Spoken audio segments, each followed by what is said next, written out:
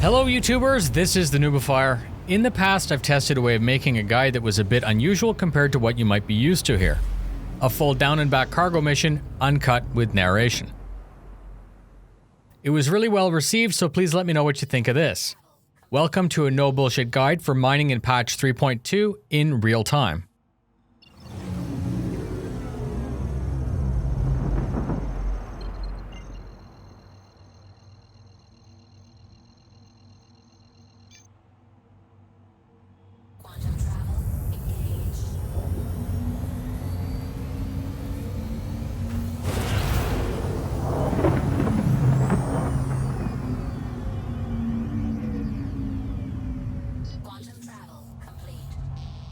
Mining is brand new for 3.2 and with it two other mechanics, scanning and quantum linking. I'm going to touch on them in the future, however I want to prepare the final video once they've stopped changing the mechanics in the PTU. I really hate remaking videos, so I've been waiting for things to settle. So let's begin. 3.2 mining is released as what's being called a Tier 1, the first pass with the promise of more to come. Currently we can mine very small to medium rocks on our moons. In the future, this will be expanded to include asteroids with a wider range of commodities. Currently, the MISC Prospector is your only option. This is the ship that I'm currently flying in. It's the loaner for the Vulture, the Orion, and the Reclaimer. Unfortunately, you won't be able to rent it with REC and you can't buy it in-game with AUEC, which kind of reduces your options if you don't have one. Today I'm going to shoot at some random rocks. That's not going to result in a very good payout. In the future, we're going to be relying on more than just random chance to find the ore that we're after. Scanner ships and prospectors. That's the person, not the base building ship.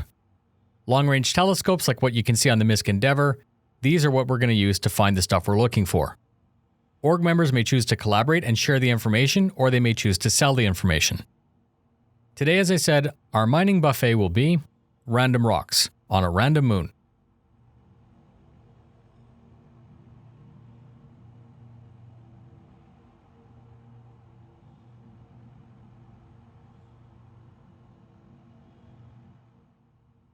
Shooting at random rocks is a crappy way to make the most of your time. If you spend 2,000 credits to find a place that would yield 10,000 credits per trip, it makes sense. You may also wish to consider an escort. Some people like to take instead of grinding. By itself, the Prospector is a sitting duck. A new addition to the PTU build is that if you simply fly over, your scanner is going to automatically detect possible deposits. So this video doesn't turn out to be 87 minutes, I'm shooting at that random crater, and I'll probably fracture the first rock I see. Having said that, when having a look at the rock, it's up to you to decide which one is worth your time.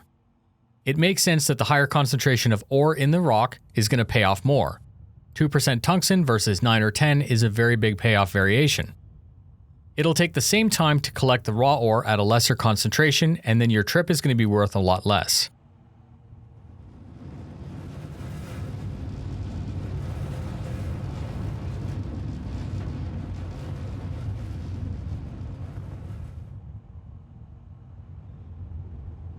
The Prospector is not like the Orion.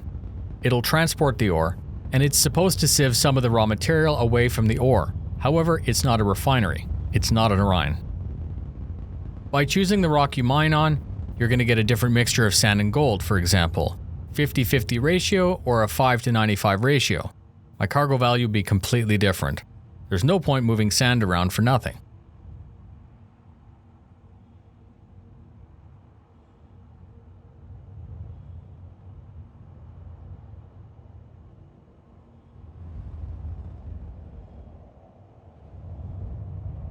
It's time to level out and get to work.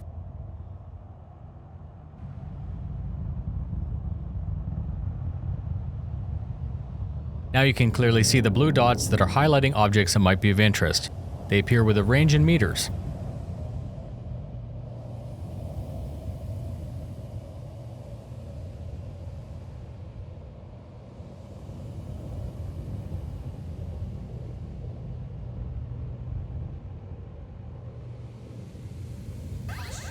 Fly into position and switch to mining mode, which is default M key.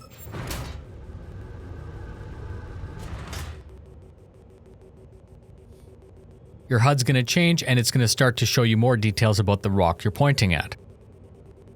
This is where you can see the composition of the rock. You can see the mass of the rock, and with experience, it'll give you an indication of how much power to use on the laser. Your first crack. Use the mouse wheel to adjust the power. Left mouse button starts the laser. You'll notice I'm moving the ship. I use a combination of ship position and mouse wheel to vary the power.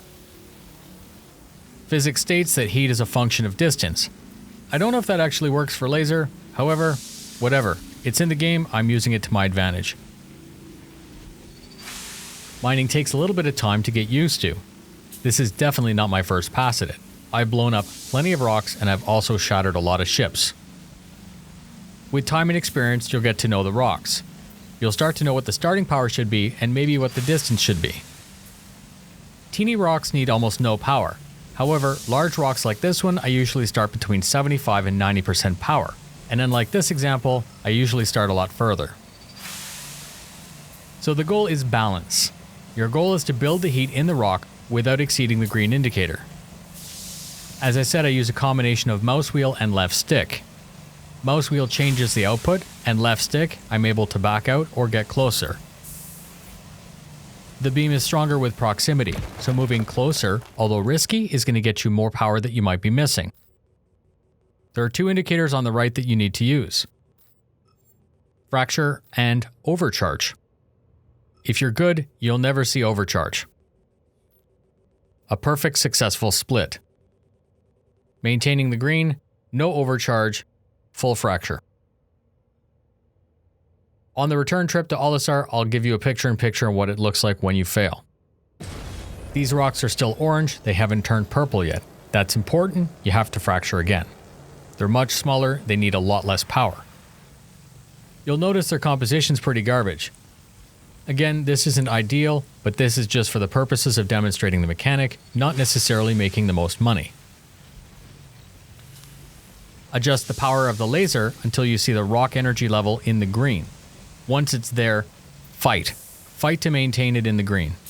If you hold the green, the fracture indicator will go up and the rock will split when it hits 100.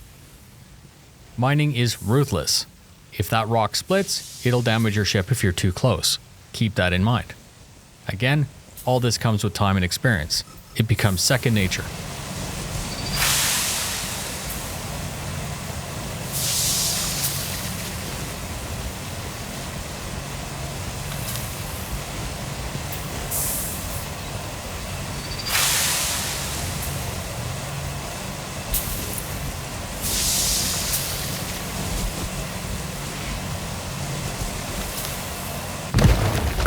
Perfect. Right mouse switches to extraction mode. Now you're looking for purple. Purple is the commodity that's ready to be picked up. Vacuumed, if you will. Left mouse starts the beam. In the middle, you'll see how fast you're collecting. On the right, you'll see cargo capacity. You still see the mass at the top right, and you see the composition. Again, 0.2, not very good.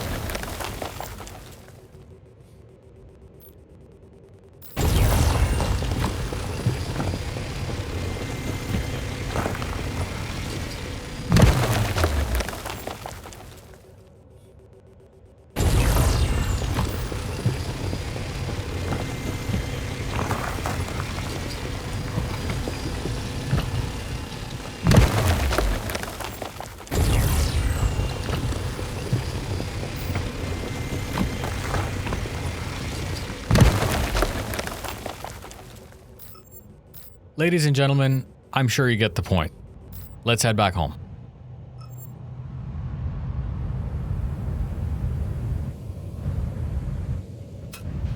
Use M to stow the laser, returning back to flight mode, and climb.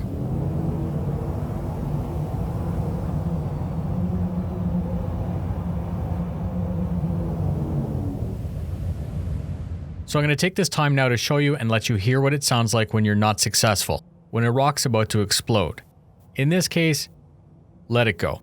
If it starts to run away, it's not worth it. It's going to take too long for it to cool down and it's already compromised. It's best just to move on. It's better to pick the next perfect rock.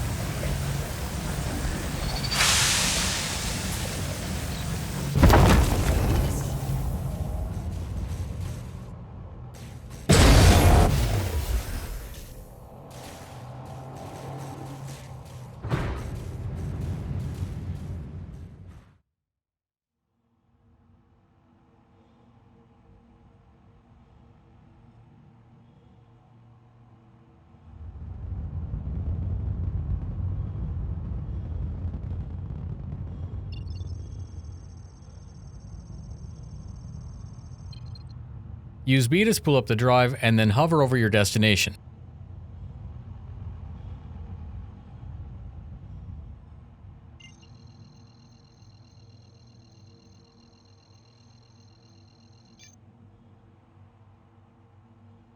Damn, that trick used to work in 3.1.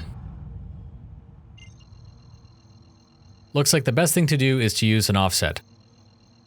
Let's shoot for a comm station.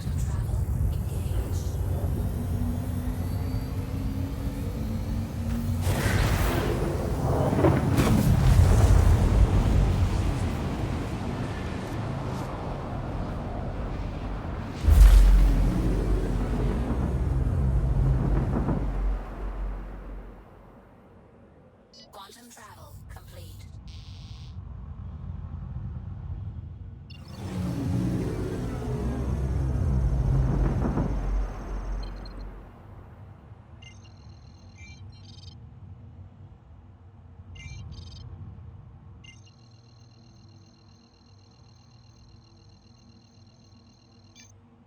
Quantum travel engaged. Contact proceed.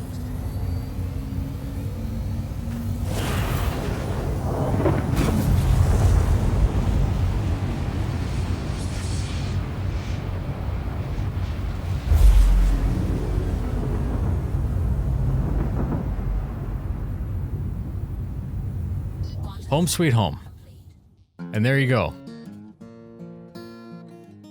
Once landed, you're going to have to go find the appropriate terminal. It's not the same terminal. It's actually to the left of the service counter.